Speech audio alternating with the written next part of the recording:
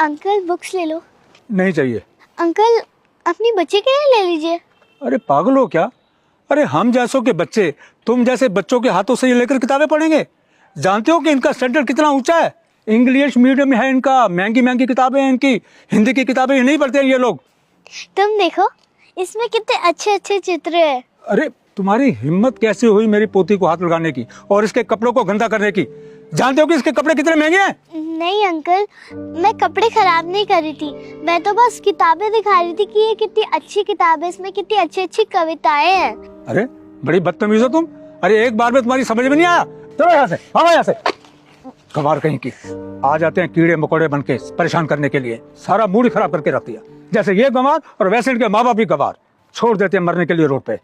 ले कटोरा हाथ में चल दिया हूँ फुटपाथ पे, अपनी रोजी रोटी की तलाश में। मैं भी पढ़ना लिखना चाहता हूँ साहब, मैं भी आगे बढ़ना चाहता हूँ साहब, मैं भी खिलौनों से खेलना चाहता हूँ साहब। रुक जाता हूँ देख के अपने हालात को, क्योंकि साहब मैं अनाथ हूँ। फुटपाथ से ही शुरू होती है मेरी जिंदगी, खत्म होती है वहीं। मैं इसी चौराहे का राजा और इसी चौराहे का रंक। जब कोई हम उम्र को देखता हूँ गाड़ियों से जाते हुए, तो खो जाता हूँ उसी के ख्वाब में। अब नहीं रहता किसी का आश्वासन या विश्वास, मैं बस 2 वक्त की रोटी की तलाश में फिर से खड़ा हो जाता हूँ उसी फुटपाथ पे, क्योंकि साहब मैं अनाथ हूँ। वाह दीदी, आप तो बहुत अच्छे से पढ़ लेती हो। इतने अच्छे से तो मैं भी नहीं पढ़ पाती। मैं इंग्लिश मीडियम में पढ़ती हूँ, लेकिन मेरी हिंदी बहुत ज़्यादा कमज़ोर है। आपने हिंदी पढ़ना कहाँ से सीखा? मुझे भी आपकी तरह हिंदी पढ़ना सीखना है। हाँ, हिंदी पढ़ना सबको आना चाहिए। इंग्लिश बोलना बहुत अच्छी बात है, लेकिन इंग्लिश बोलने के चक्कर में हमें हमारी मातृभाषा नहीं भूलनी चाहिए। कोई काम मुश्किल नहीं होता, अगर हम किसी काम को मन लगा के और मेहनत से करते तो हम कोई भी काम कर सकते हैं। और अगर हमें कोई काम मिलता है तो हमें उसे दिल से करना चाहिए।